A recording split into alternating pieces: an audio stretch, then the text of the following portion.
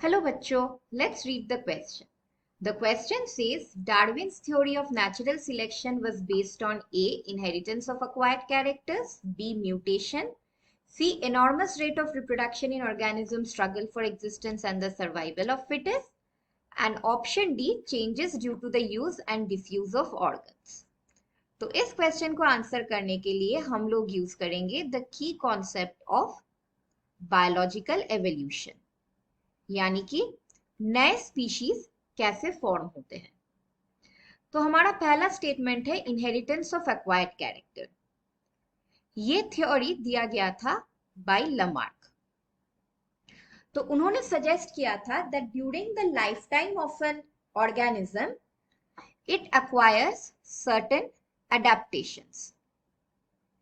ये एडेप्टेशंस उनको existing environment में एडजस्ट करने के लिए मदद करती है, और ये एडेप्टेशंस होते हैं हेरिटेबल, यानी कि they get passed from the parents to the offspring.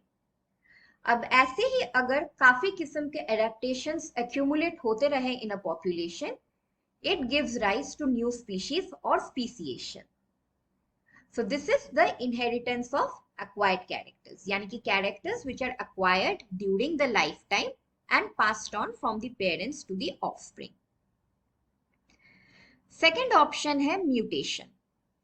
ये theory दिया गया था by Hugo de Vries. उन्होंने suggest किया था that mutations are random changes in the population, और ये changes डायरेक्शनलेस होते हैं, मतलब दे ऑपरेट विदाउट एनी बायस। अब जो म्यूटेशन एक पॉपुलेशन को बेटर अडेप्ट करने में मदद करेगी विद द एग्जिस्टिंग सराउंडिंग, वो म्यूटेशंस इंक्रीज करेगा इन द पॉपुलेशन, और इस फिनोमेनन को कहा जाता है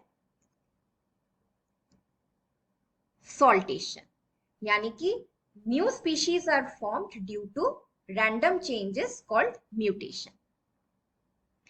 थर्ड है enormous rate of reproduction in organisms, struggle for existence and survival of fittest.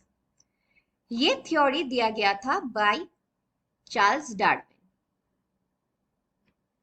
उनके मुताबिक natural resources in the environment are limited,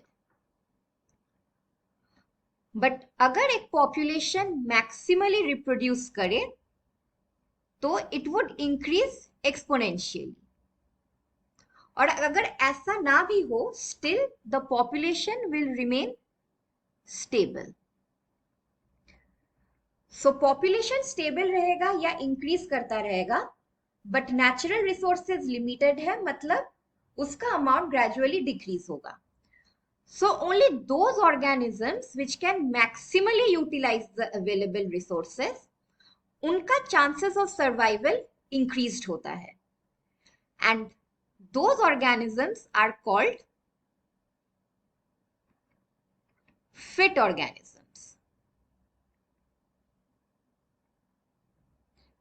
यानी कि they can make use of the available resources, इनका number population में increase होगा, and these organisms are naturally selected to flourish in the population. और आखिरी statement है changes due to the use and disuse of organ.